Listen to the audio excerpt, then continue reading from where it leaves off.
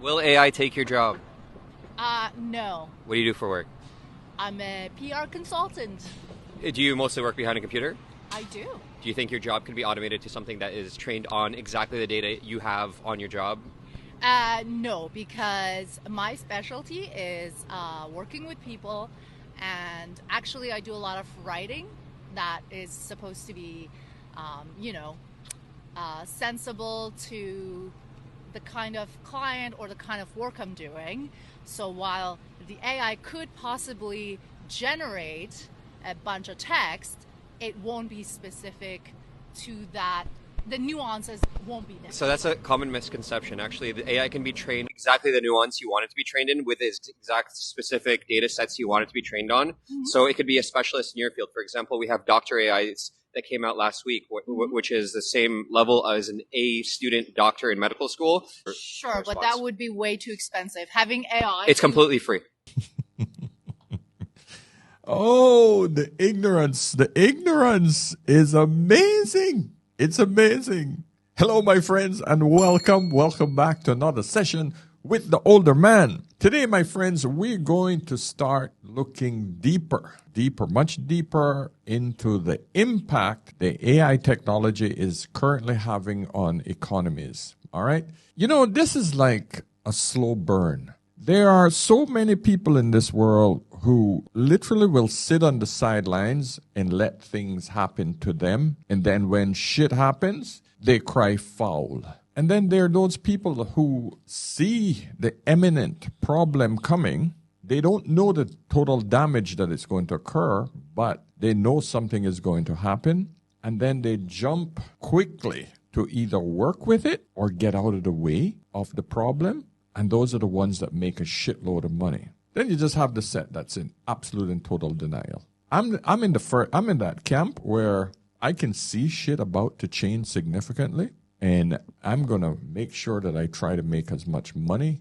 I'm gonna try to take advantage of the technology that is occurring right now before the rest of the world jump in it. And that is what I'm trying to encourage you all to do. All of you that are watching my channel, I am warning you right up front, man. This 58 brain that has been programmed from age 19 as a businessman, I see opportunities and I see the problems that's going to be created with AI technology. This is an older, experienced, switched on, critical thinking brain. That's what separates me from those who sort of sit on the sideline and like, la, la, la, la, la, la, la. It's not going to happen to me. Like this woman here. She described exactly what the AI can do. Exactly to the T. And the reason I know that is because I am using the exact skills that she has, but using technology. I am doing exactly what she does with no experience at it, but I'm using AI to do it. Her profession is dead and she don't even know it yet. What is it that we always say? Ignorance is bliss. She's just walking around, oh, they'll never take my job. No. She's finished. Her job is done. It's already been taken. And the technology haven't even gotten to its peak yet. That's why, my friends, please get the Digital Creators Toolkit. Buy it. Start learning about the AI tools that I've included in there. Here's some great news, guys. For all of you who have already ordered the kit, I'm now going to send you all an email where you can get access to 1,000 free AI prompts to help you create anything. My gift to you. And for those of you that are listening and you want it, I'm giving it away free. Absolutely free. 1,000 prompts. And I've separated them into the particular categories that you would need. You need some marketing prompts. Boom. Got 50 of them over here for you. You need some social media prompts to help you produce some content really quick. Boom. I got 50 of those over there for you. Or you need some productivity prompts to help you get through the day, get through your month, get through your week faster. I got 150 of those. Boom. Ready for you. Okay? Free. Because my subscribers, my viewers, I want to get each and every one of you on board because you are going to be facing an imminent destruction of most jobs. If you are not in a job that requires you to physically move stuff, roofers, ditch diggers, Anything that is not physical, you are safe for now. But the problem is the second wave of robots is coming, and they're growing at an alarming rate. So eventually, I suspect anywhere between 10 to 15 years, 90% of physical jobs are going to be done by robots. I know, man. I don't know what the hell we're going to be doing. I think, what do you call it? A universal payment from the government was going to be the only thing that's going to make us survive, because all of the jobs are going to be gone. They're going to be done by artificial intelligence and robots. So I saw this video this morning, this gentleman who sent out 1,900 resumes trying to find a job, and he has no luck. 35 and homeless. I am, for the first time, going to ask you to please consider sticking around. I think I do have some great insight based off of what I'm currently going through. Today's a frustrating day. I was scammed this week and pretty annoyed more than anything at the loss of my time in being scammed for an open position. Which brings me to my numbers. I'm approaching 1,900 job applications in 2024 alone. With how quickly I work, I will be over 2,000 job applications by the end of this weekend. And I've had 16 interviews.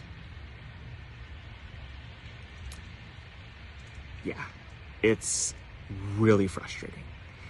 And before anyone starts, you should go do this. I have 8 resumes that are keyword optimized for career positions that I've held in the past. I have the additional 3 resumes that are geared towards part-time work. 1 for food service, 1 for warehouse work, and 1 general one that I can just hand to someone if they ever ask for it. And I am approaching 1,900 job applications this year. I don't know what the fuck's going on. Been homeless now for just over 3 weeks. Lost my car. My dog and I are staying with an incredible host family that is going to be taking care of us for the next 2 weeks. But I just want to be back out on my own. I'm more than capable of taking care of myself. I've had to accept some help over the last couple of weeks. And that's something that I've never done before, primarily because I know that I'm capable of working my way out of it.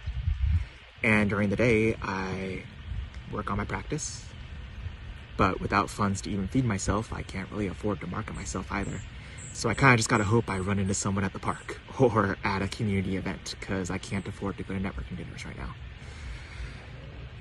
And to be the cherry on top of this wonderful Sunday, we've been pushing STEM education for several decades and telling kids to go study computer science. And I just found out that a couple of very large companies, including Salesforce, are not going to be hiring for those positions in 2025 because AI can do their job. And how awesome is that we've been telling people to go, into computer science, and one of the key roles that's always been available for them in Silicon Valley is just not going to be there anymore. And it's absolutely wild to me. Absolutely wild to me. So that job has just been wiped out. A lot of companies now are pulling back any jobs that they know that can be performed by AI. I'm telling you, my friends, this is not a joke. It's getting incredibly good in every aspect of life. Any soft skill, like I said, short of physical freaking labor, you are screwed. Listen, I for the last 16 years, I was in the visual industry. I did photography, right? I got out and I started downsizing and moving away from it from the time I saw how good cell phones became, the cell phone cameras had become, and the whole filters were being used. So this is like 4 years ago, I started to see that, man, my business started to slide because a lot of my business were headshots. I used to do a lot of corporate work, taking very nice pictures with people's heads. Now, most people get good light, take a photo of the head, put a filter in it, boom, upload that to every single social program, your LinkedIn profile. People didn't need me to do that job anymore. They could just get it good enough. That's it. Get a good enough photo and then let the AI finish it up, almost like Photoshop automatically. Download it, you're good to go. So a large percentage of my business started to diminish significantly. So I want to show you how video used to be when it first started, when AI was creating video, just from you just typing what you want. Will Smith eating spaghetti. This was the original, and then look at how far we've come in 1 year. 1 year. That's it. Okay? Take a look at this shit. Smith eating spaghetti is no longer the official measurement for the quality of AI-generated video. AI-generated video models have demolished, steamrolled, and obliterated the visual Turing test, also known as the spaghetti test. And so this is what it looked like about 1 year ago when someone posted this video on Twitter, and the anti-AI crowd started talking about how soulless and terrible AI art was because of this video. And even Will Smith joined the fun, taking a slap at the AI-generated technology in a viral Instagram video. But slowly but surely, it got better. And better, and better, and better. And now it looks nearly perfect. We are going to see fully AI-generated TV shows and movies this year, and I don't think people are quite ready for it. No, people are not ready for it. Or are they? Well, definitely not the movie industry, because if you guys have seen the movie The Heist, a massive percentage of that was done strictly by AI prompts. Type in what you want, the AI created it. It's mind-blowing. Full-on movies. So now we've literally eliminated massive percentage of actors, writers, because the AI can write a script in no time.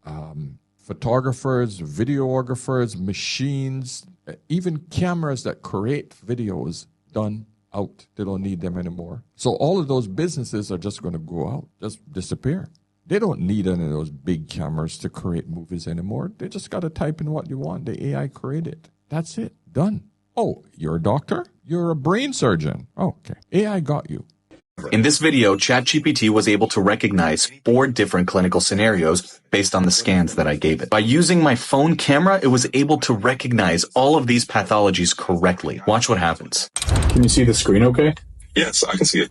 The CT scan shows a hyperdense biconvex shaped collection, suggesting an epidural hematoma with a midline shift. What is the next best step for this patient? The next best step would likely be urgent surgical intervention, such as a craniotomy, to evacuate the epidural hematoma. What do you see here? This image shows an MRI of the lumbar spine, highlighting a disc extrusion at the L5-S1 level. It typically requires careful evaluation to determine if conservative management or surgical intervention is needed. What do you see here? This MRI image shows a butterfly glioma characterized by bilateral spread across the corpus callosum. This pattern often indicates a high-grade glioma, such as glioblastoma multiforme, and typically requires aggressive treatment. What do you see here? This X-ray shows an anterior cervical discectomy and fusion, ACDF, with hardware in place. I can't express how much of a massive step forward this is in medicine. It's going to be able to objectively evaluate clinical images and how we can best treat the patient. Obviously, it's not perfect yet, so before anyone gets angry, yes, it's not perfect, but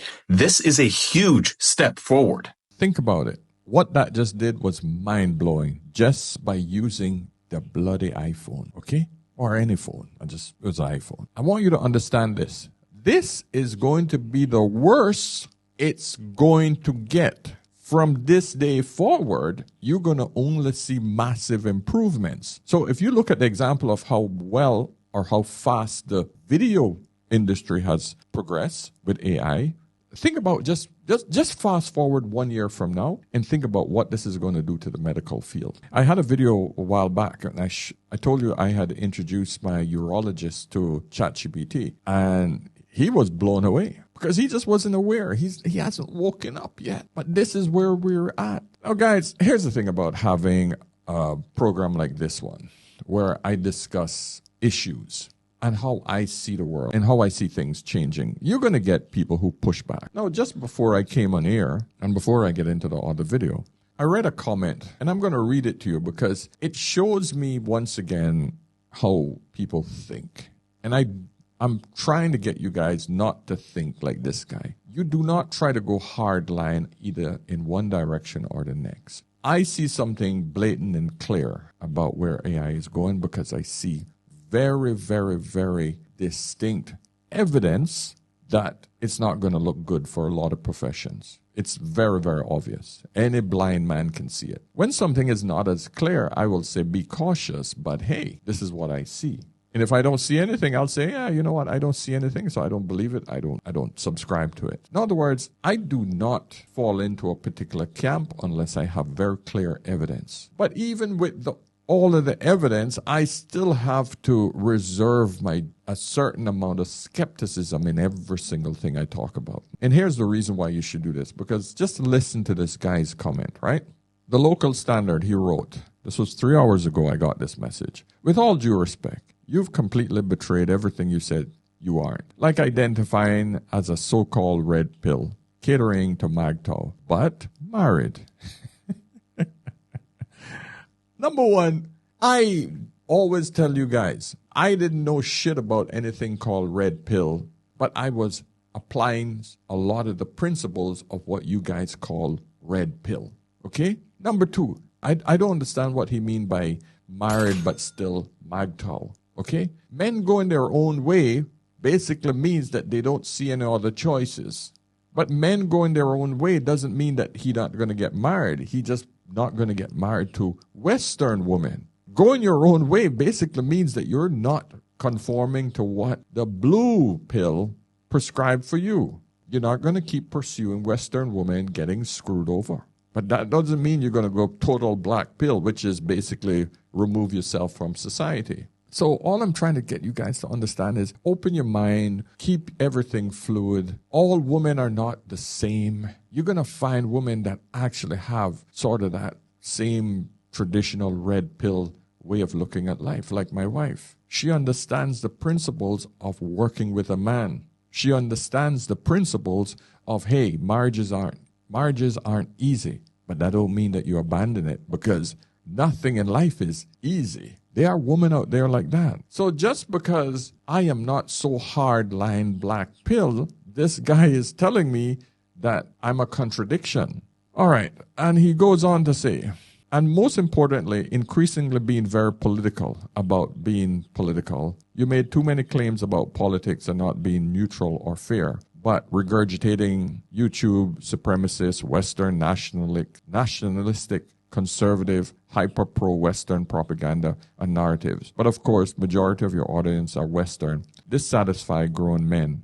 But still, now you're catering to this anti-China propaganda, like claiming a new illness like the 2020s, which is baseless and unproven, popularized by Indian media for political intents. And the so-called Chinese economic decline, even though China is way more advanced today than any Western country, including the U.S., and is growing economically double more than even U.S. Western YouTube supremacist, conservative nationalism, MGTOW, is a niche area of an ever-declining group of people becoming loud online. We most rightly distinguish, realize, and understand that the world is not black and white binary, like the West has made it out to be. Yep, and I absolutely agree with that last statement. But what you're trying to do is you're trying to put me in a box, and I don't have a box. Listen, I grew up in an era where men were men, and I transitioned into that era where they tried to convert me into the blue pill. I fell into that narrative about, all women are angelic and all women are sweet and you got to treat women with respect. And all of that is fine and dandy. But after being through 2 divorces and after seeing how feminism have imposed itself on so many different women, and so many women have conformed to a narrative that did not help her out, I understood what my father was teaching me back in the day and what his friends were teaching me.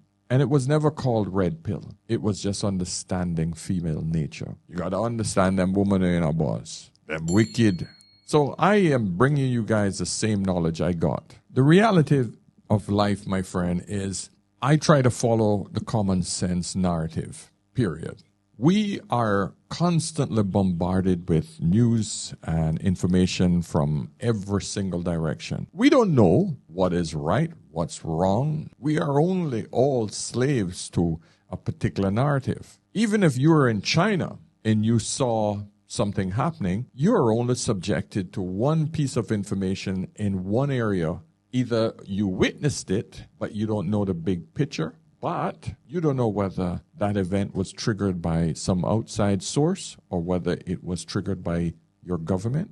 You never know. None of us knows what true information is. So this is what I'm encouraging you guys to do, is to just stay neutral, look at all the facts as best as you can, and make a decision that can preserve you, preserve your life. But you also have to take into consideration the society at large. You cannot live in a box. You cannot walk around with a viral disease and expect to infect everybody else because you want to be free. You have to understand that life is all about preserving yourself, your family, and your community. And depending on the situation, you have to look at which one of those becomes more important. Because looking out for the community might in turn save your family's life and in turn save yours. Whereas if you just focused on yourself and the community dies, but then you pay the price for that because you no longer have a community. You understand why? You see what I'm saying? It's a symbiotic relationship. Everything in life is us working together. We're always being manipulated by outside forces that we cannot determine whether it's right, wrong, true, false. That's the reality of life. In saying that, I'm going to show you another clip on China. All right, so because I want to ram home this point of how bad economies are. Now, is this video real? I don't know. Is the guy who just sent me that message, is he part of the Chinese government? I don't know. Does he have an agenda trying to make me stop talking about China? Don't know. But the information is up there, and I'm going to share it like any other news, like any other content, man. 你好，你好，你好，这里是假装上班有限公司。 Hello, this is the Pretend to Work company. With unemployment rates so high lately, I started a company where there's absolutely no business. Here, you can pretend to have a job. If you're recently unemployed and want to keep it from your family, you could come work here. We offer the following. 1. A desk where you could play on your phone or browse the computer as much as you want. I'll walk around occasionally to give you that thrilling feeling of slacking off at work. 2. Fake tasks. You could refuse them with any excuse you like, or even slam the files on the desk, or my face as a boss. For just 30 yuan a day, you'll get lunch and dinner, work from 10 to 5, no clocking in or overtime. We only have 3 seats left, so act fast.